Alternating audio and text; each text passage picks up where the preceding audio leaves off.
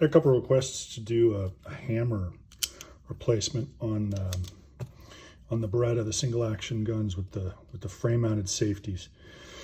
So I prepped, obviously slide has come off, grip panels have come off. On this is an Xi, a Squalo, the magwell has come off.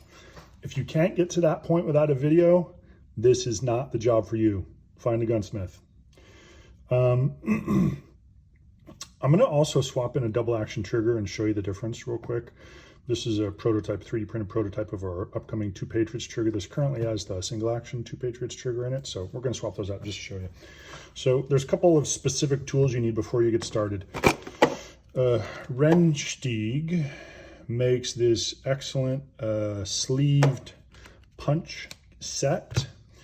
Sleeved means it has the punch, but then it has the sleeve for it. And you'll see why that's awesome on Reassembly. But this is a critical set because it has a 0.9 millimeter punch. And mine's a little bit tweaked from doing this many, many times. But you need either this 0.9 millimeter punch or you need to find one. Usually German manufacturers where they come from. I have another one somewhere it's a large punch like one of these, but it's got a shaved side because you have to come at it from the bottom of this hole and it's very close to the frame. So it needs to be pretty narrow instead of have a big fat shaft like that. But I love this sleeved punch right here. I'm also going to be using this punch, which is a little bit bigger. Don't know the size on that. It is probably the 1.8 millimeter sleeved punch because it helps with the roll pin that you got to put back in the safety because that is the hardest part of this job. So these 2 punches are important. All right, let's start. We're going to take the slide stop out, which you just rotate up, rotate out, leave the spring captured. I'm going to take the trigger bar spring out. Okay. You put your thumb over the top of the frame here so your trigger spring doesn't go flying out, and you can push your trigger spring through there. Then you can remove your trigger bar. Sometimes it takes a little bit to get it started. I usually like to pop that guy up, and then your trigger and your trigger spring come out. Okay, it goes up here. On this one, we're also going to take out the main-spring because the hammer is under pressure, obviously, for the hammer spring here. So that's the next task. Get your block, get the appropriate punch. Doesn't really matter what size, but you know, close is pretty good. Take that sleeve out. Oh, on this one, actually, the Xi, these are press fit. You can literally push it out. You don't have to hammer it out. On the performance, it is a stiffer fit. So on the Xi though, and on the alloy frame guns, you can literally just push them out because it's this dog bone. I don't know if you're going to be able to see that profile, but it's fatter on the ends. They call it a dog bone pin. So you can just press it out. Hammer spring cap, and then the hammer spring itself comes out. So now you have a loose hammer. Now, this is the most important part and why you need this super tiny 0.9 mil punch, because, and we're not really going to be able to see it, but under there, the base of the safety, the hole in the safety is smaller at the bottom than it is at the top. Right, the top is big enough. It looks like it's about a 1.2, maybe even a 1.4 mil. The roll pin is bigger, but it's tiny at the bottom, so you can't drive it through, right? It's basically too small a hole for that pin to go all the way through. So I take this punch and I back it out a little bit because you see that it's bent. If you give it too much length, it will bend the pin on occasion. So I back it out just enough so I can get it in there and hammer on that pin. So I set it on my block, put that guy in there, and just, all right. So now you see, oh, it actually went through the center of the roll pin. So that's one of the problems with the roll pin, is this tiny 0.9 will go into the center of the roll pin. So it might take a couple of attempts and you might kind of have to angle it to get it right, but it will come out. So let's try again. I'm going to angle it to the side a little bit. Let's see if that worked. Yeah, okay. So now my roll pin is missing. It fell out. So this roll pin right here, this one has never come out of this gun, so it's in good factory shape. You should replace these roll pins. I'm not going to on this. They are a pain in the neck to find. I have this European, this Italian part number. Don't know if that will do you any good, but good luck with that. So you saw this, the strong side of the safety just literally fell out because there's a, hopefully you can see that little hole. That little hole right there is what the roll pin is holding in. So this side of the safety goes into a sleeve that goes through the trigger, which is what we're going to get to. This side of the safety has the hole for the roll pin there. Now this part you got to be careful. So there's a spring and a safety detent in this part of the frame right here, and so you kind of got to work it out carefully so that that spring doesn't go flying out. Okay, and even then, right here you can see that the little plunger detent popped out. So this is what gives the safety the positive click. So do not lose these. Ask me how I know. There's also a spring in there, in the hole right there where that detent goes. You can tap it out if you want. I've found that it doesn't generally want to come out, but there it is. Right. Just so it doesn't come out accidentally, you don't lose it. All right, so we've got the spring out, we've got the hammer spring out, we've got the safeties out using that tiny little 0.9, okay? We've got everything basically disassembled. I'm not doing the sear on this one, but if you were gonna do the sear, it's this roll pin right here. But now we have the hammer ready to come out. So there's a metal sleeve that goes through the frame and through the hammer that we've got to push through. And it's literally, you can see it in there once you get the gun. So you can see it starting to come out on that side right there, hopefully. And once it's out here, we can kind of work it out. So there's this sleeve that goes through the hammer, through the frame. Now this is the interesting thing. This is a single action hammer. It's interesting because some of these XIs, Squalos, are coming with a single and some of them are coming with a double. I don't know what rhyme or reason is, and I don't know, literally, I can't see a reason to only put a single action hammer in here. It doesn't engage if you don't have the single action trigger, so it doesn't actually matter, but you can see the difference here on this double action hammer is this double action hook right here is missing from the single action hammer. So the dwell on, these are both stock, they're not the match hammer, and the dwell on the reset is a little bit longer than on the match hammer, but effectively they're the same for the double and the single. I think it's this lobe here. But we're going to replace this single action hammer with this double action hammer, and we're going to put in this double action trigger. So putting the single action hammer aside, one thing that you can do to kind of clean up the action and clean up the feel is you could polish this a little bit. Like I would use maybe 1000 grit and polish this outer surface because that's what the hammer rotates on, just to kind of smooth up the action of the pistol because it, you know, it's factory machine finish. It's not perfect. All right. So we're going to put the hammer back in, and there is tension because we didn't remove the sear, so the sear is still under spring tension, so it kind of takes a little bit of pushing into place. Let's see if we can get it here. Get that lined up and get the sleeve pushed back through, and that's it. Like super easy. And then you can release the sear and the hammer will go forward. The sear is the same for single action, double action. It does not make a difference. They do not make a single action sear that I have seen. Doesn't mean they don't make it, but I haven't seen it in any of my pistols. So you can release that and put it back through. Now we're going to put the safeties back together, right? And it's the strong side goes in there, and you can see that it just kind of rotates. And then actually, sorry, we missed a spot. So we need to put the detent spring back in place. Goes down in that little hole right there. Maybe. Okay. And then we're going to put the actual detent. I found that tweezers help for this small kind of work for my big fat fingers. If your fingers aren't as big as mine, maybe you don't need them, but it certainly helps me. So just dropping it back in that little hole.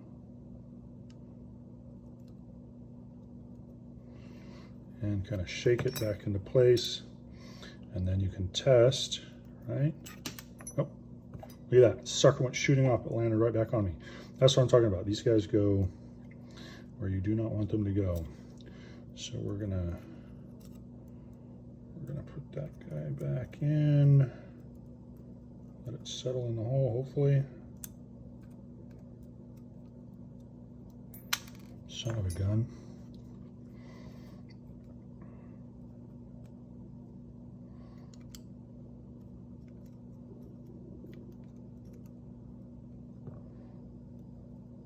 Okay, so it's pretty proud. Like, that's a stiff spring on that.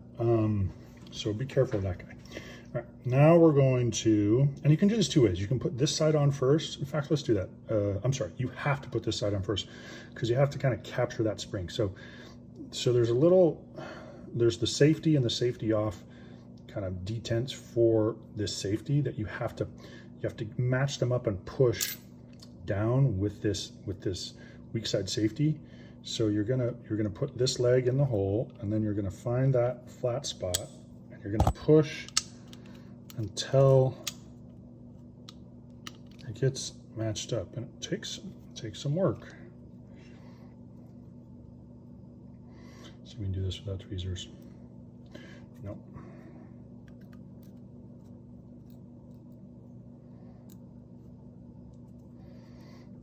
All right, so we're gonna find, and we're trying to catch that, there we go.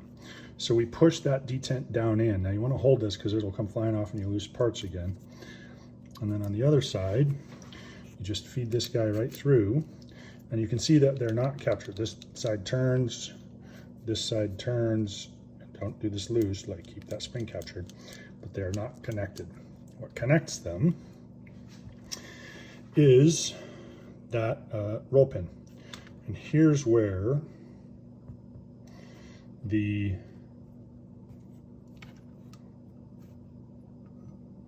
sleeved punches come in super handy, because what they do is they act as a third set of hands. And so you put that roll pin right in the sleeve, so you back out the punch far enough, and now that sleeve is holding your roll pin, so you don't have to get your fat fingers next to the frame where it's basically impossible. You can set this guy up right here, hold it in place, and now it at least gets it started so that you can finish it out.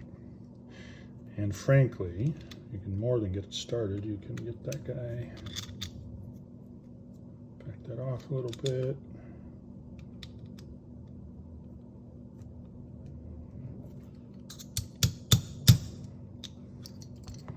So that it's started. I don't know if we'll have full engagement yet. Yeah, we do. All right, so the hole and the safeties are engaged. So now we just have to finish it off. And now I find a bigger punch that gets purchased on that, or you can actually get out your official roll pin punches so that you get that hole and smash that guy. But I remove these things so frequently, I don't always do this, but we're gonna do it this time. So we're gonna grab this, gonna get it centered up here.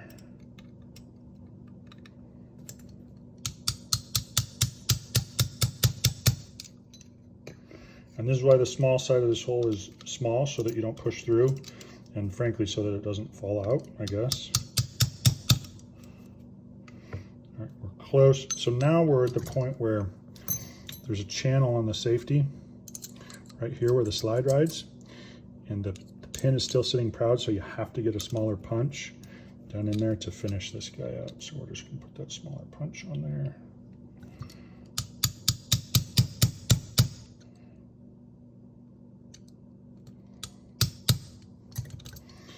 we're going to look, it's still proud.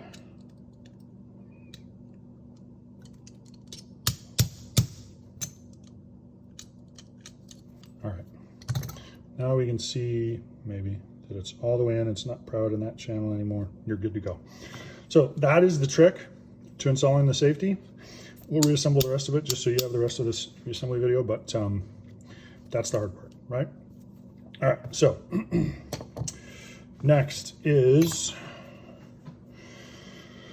let's see, we'll probably do the hammer spring next. Make sure, because I just missed it. When you put the hammer spring back in there, that it actually finds the hammer strut and goes around the hammer strut, not next to the hammer strut. And you'll feel it because it goes in easier. All right, and then we take our hammer strut cap. And what I like to do here is get it down and use a slightly smaller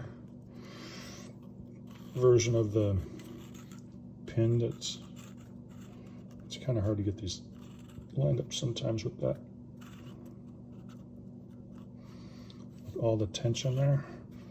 But where's my smaller? So if you get a smaller one, you can kind of work it in there. And then from the other side, or once you get it centered, get that dog bone pin. And this part, if you use a stiff 15-pound hammer spring like comes stock, or 16, whatever it is, this part can be a bit of a son of a bitch. So I push on something hard here, and then you can tap it through there. All right, so hammer spring cap installed, hammer spring installed. All right, so now I have lots of tension on the hammer. Safety's reinstalled. We can put the trigger bar, and where did my trigger bar spring go? There it is. Put the trigger bar back in. Oh, guess we can't. We need the hammer in there first, or the trigger in there first. So we're going to put in this double action trigger, this prototype. And this is pretty straightforward, right? Goes in, put it in there, put your trigger bar back in through the trigger bar hole in the trigger. I do put my trigger bar spring back right now because it keeps the trigger bar captured.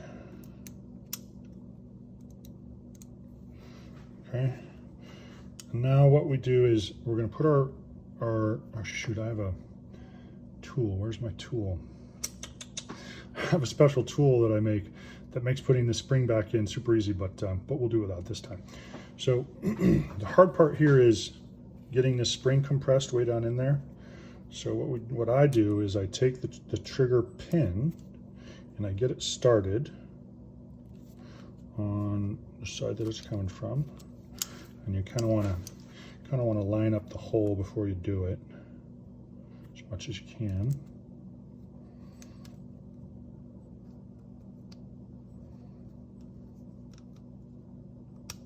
All right, so the trigger pin goes all the way through, and you back it out. Let's see if you can see it down there.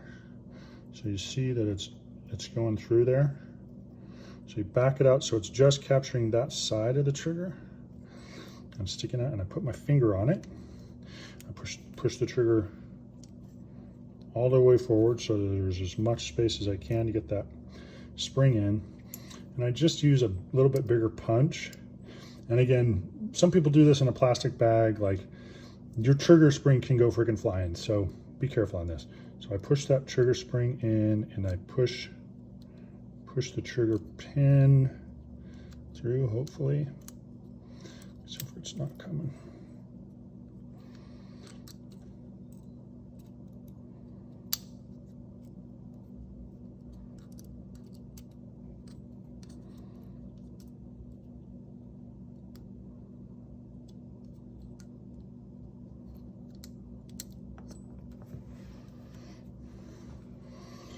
can be a little bit of a pain, and my little tool makes it nice because it holds the spring in place instead of allowing it to jump out like that.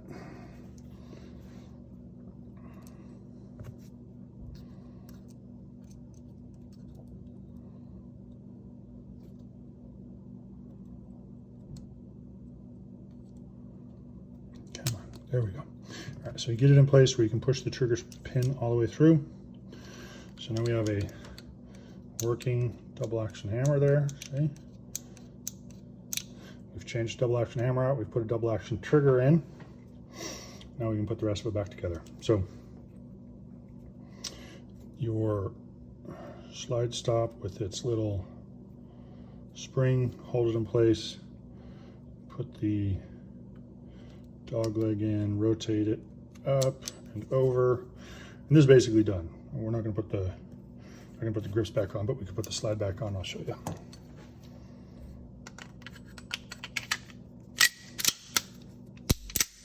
All right, so, double action, and then our new trigger is going to be close to vertical at brake, but the same position when forward. This gives us about another 3 inches of forward travel, so it's just a little bit better trigger for double.